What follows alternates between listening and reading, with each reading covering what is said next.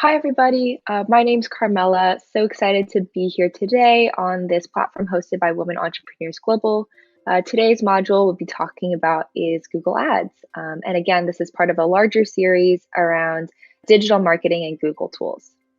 So Google Ads, to provide some background, is basically like a great way to find your business if people are searching for you or things similar to you on Google search.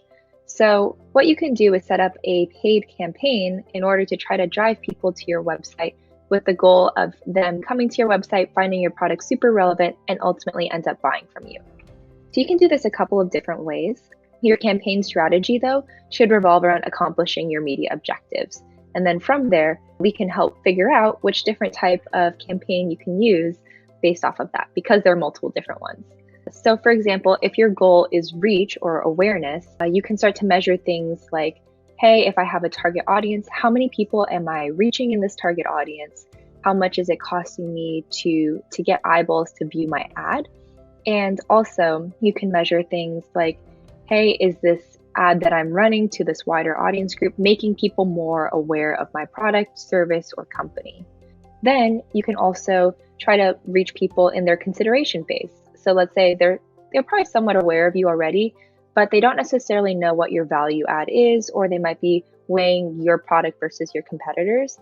You can measure things here to see whether people become more likely to buy your product versus competitors. You can also measure things like if people are watching a video on your website or on YouTube, you can see if, hey, people are coming to your site afterwards, or if they're watching the video through to completion because they're really interested. And you can also basically see if people are spending a lot of time on your site or navigating to certain pages. Lastly, if your goal is ultimately like sales or conversions, you can measure a lot of that, like leads being submitted, phone calls, people chatting in, etc. So all of those different strategies are basically tied into certain types of Google Ad campaigns. And the types of Google Ad campaigns that we'll talk about here are search, display, YouTube, and app campaigns. So the main thing is that you can use some different types of platforms, so like the search, the display, the YouTube, the apps, to reach different people, and you can use it to set up different goals, but we'll give a brief overview of each. So in terms of search, this might be the product that people are most familiar with if they're just hearing about Google for Google paid advertisement, but what it is and how it works. So let's say you're searching for something, you put it into Google and you see, okay, let's look at all the results. At the top of the page, you're going to have 4 paid search advertisements. Below that, you'll have organic results. And then below that, you can have up to 3 ads that display on the bottom of the screen. Your goal is to try to make sure with your search campaigns that you're showing up near the top of the page, because that's where people that are just searching for products most generically tend to go in and visit. The science behind search and how it works. So your ads appear in the search results page based off of keywords. So you select words that are relevant to your business or potentially competitors or potentially your brand terms, and you set those up in your search campaign in order to show an ad when people are looking for those specific terms. Then once you do that, Google has a search auction, which tries to match the most relevant ad to the user. So how they figure out this is a combination of a couple of different factors. There's ad rank, which is a combination of how much you're willing to pay for someone to see your ad and ultimately go to your website. And then also the quality score, which we'll get into in a second. And then lastly, how do you pay for all of this? So you pay on a cost per click basis. So essentially, you're going to pay 1 cent more than the next highest competitor who's also bidding on the same keyword, but you only pay when someone clicks on your ads or comes into the site. So you don't have to pay if someone searches for you, they see your ad, and then they go into an organic result. So let's dive into one of the trickier areas, which is quality score. So that's one of the main factors in addition to your bid in order to make sure that your ad shows up on the search results page. So oftentimes quality score is really important because with a great quality score, it can help to balance out a lower max bid. So that means that if you have a great ad that has high quality score, you don't have to pay as much on a cost per click basis. So the quality score is comprised of a few things. The keyword click-through rate, which is basically the number of clicks that you are expected to get to your website divided by the amount of impressions. So oftentimes, let's say your ad shows 100 times and you get clicks into your website 5 times, that's a 5% click rate. The higher your click-through rate is, ultimately the better your quality score is. Then another factor is ad relevance. So Google tries to make sure that your ad is really relevant to someone who's searching for you. Is it answering their question or their need and their intent? The other main factor is your landing page experience. So when someone sees your ad, they think, okay, this ad looks really relevant to me. Then they click on your ad, and then the landing page is also super relevant. Some other factors in terms of your landing page experience is that you want to make sure that it's easy to navigate and it loads quickly, especially on mobile devices too. And then you can also add increased relevance with different ad extensions. So these are things like listing your phone number or your address for your business if you're trying to get people to come into the store, or maybe listing different types of products or services in different lines that can show below your ad itself. And it's really important when you're thinking about this to make sure that your ad is relevant to your certain audience types that you're marketing to. So you can change around your ad copy based off of if you have a couple of different demographics. So let's say you are a retail company that sells jewelry. One audience demographic that you might have is like millennial women. And then for them, you might have ad copy pertaining to certain sales or certain products that you have coming out, or perhaps more generic ones. Then let's say that you also, during certain times of the year, might have a certain audience demographic of younger men who are searching for gifts for young women, let's just say. So then their ad copy might be slightly different, talking about seasonality, best gift giving guide, or things like that. It's just an example, but we tend to see this happening a lot with companies that have different decision makers or different buyers. You want to make sure that your ad copy is specifically catered to the person that might be making the decision here. The good news is this can seem a little bit daunting because you're thinking about, okay, how do I make sure my ad copy matches my landing page, which matches my keywords?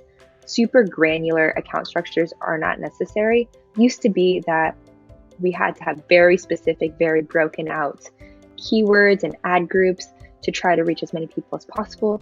But now with a lot of Google's in-house automation and bidding, it takes a lot of hard work out for you. So what I might recommend is if you are thinking about how to structure a search campaign, you would have different campaigns structured on different objectives or different budgets. Let's say, for example, if you are a retail company again, you could have maybe different budgets for, let's say, if you're offering clothes or if you're offering jewelry again. You could have different amounts of budgets that you're willing to pay to get people to take an action for both of those. So I would separate clothes and jewelry into separate campaigns. And then from there, within your clothing category, you would separate your campaign into different ad groups based off of relevance. So you might have an ad group just pertaining to t-shirts. You might have an ad group just pertaining to pants, and maybe one pertaining to sweaters. That way you know that all of your keywords in this ad group are going to be correlated to sweaters, and the landing page that matches this ad group would be a sweater-related landing page. So that way someone who is searching for pants doesn't accidentally end up on your sweater landing page. You can also use different types of automated search campaigns too in order to try to accommodate for any additional traffic. This is helpful if you have a really built out website. You can use something like a dynamic search group or a dynamic ad group in order to try to drive more traffic to pages that might not be as visited. So this is all set up within the Google Ads interface. The next portion that I wanted to talk a little bit about is around app strategy.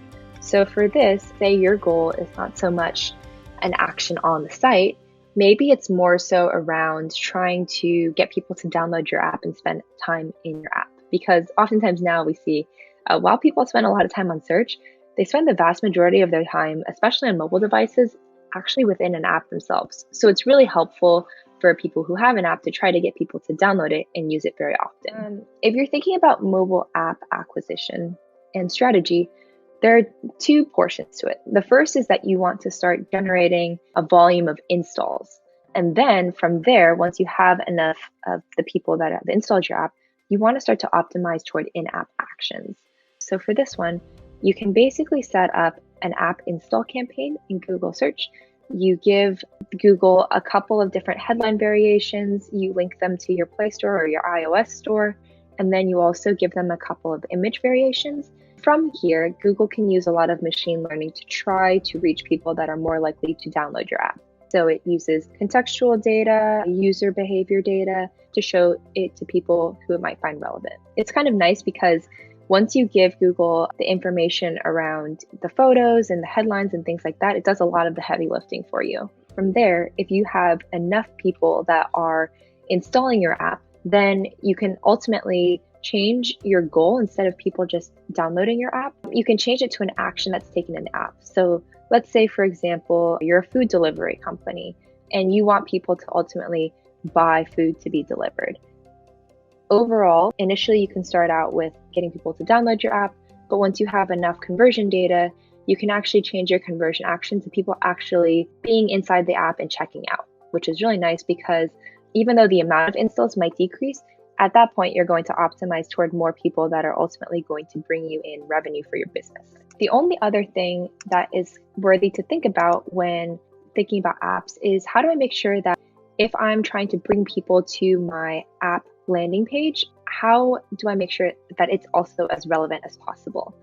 For this, you want to maximize your ranking at the search results of the store by thinking about a couple of different things. So if you're thinking about App Store optimization, there's a couple of factors that you can pull. So there's on metadata and off metadata. App Store optimization is a combination of the two. So on metadata is elements of the product page or the listing that can be modified in order to improve your App Store keywords, rankings, and explore visibility and conversion rate. And then off metadata are external factors that are not under the control of you as the developer. If you're thinking about some ways to improve the on metadata factor, I would first think about keyword research. So thinking about long tail keywords and short-term keywords that can help bring people into your product. I would also think about optimizing your product page. So making sure that the title, the descriptions, icons, screenshots, and videos, you can kind of test those to see what might work well and continue to change those up over time and keep your best performing ones. You can also start to think a little bit about trying to get more people to review your products. Some things that factor into this as well too would be setting up the right tracking or monitoring to make sure that you can make those changes based off of the data that you're observing. So after app strategy and app optimization, we want to think a little bit more now about upper funnel. So both app strategy and Google search, we tend to think about more for the consideration or the purchase phase of a customer journey. But the next two areas, display and YouTube, are a little bit more for raising awareness. So if we're thinking about display advertising, right now, a great way to think about this is basically showing a static image ad and a call to action to people within your target market when they might not be actually searching for you. So this could be on various different partner websites on the Google Display Network. So right now, in terms of an overview of the display network, we see that the Google Display Network actually reaches 90% of global internet users, and ads are served across over 3 million different websites. So there's a lot of area for which you to show your ads. We also have access to 6 different properties with over 1 billion users each. So that's the Google Play Store, Maps, Search, YouTube, Android, and Chrome. So the display network uses Google's unique insights in order to help advertisers reach people in the moments that matter on platforms that they're actively on. In order to set up a display campaign, it's pretty straightforward. All you would do is create a display campaign and supply it with the building blocks that you have. So you might have some images in different formats that you can upload in, and then you would also give it a couple of different calls to actions or headlines. You can also import your standard HTML5 ads or other ads that you might have already created and used on different platforms as well. but it's good to have a wide variety so that you can test and see which ones perform the best over time. Then from there, you would use smart bidding to try to reach people on the different platforms that they're looking on, and smart targeting. So you can basically input information around who your ideal audience might be, like what they're actually searching for this time frame, if they've already been on your website before. You can use all of this to try to make your display advertisement perform a little bit better. Again, my name is Carmella. So excited to be a part of the Women Entrepreneurs Global's platform, and hope you found this helpful. Thanks again.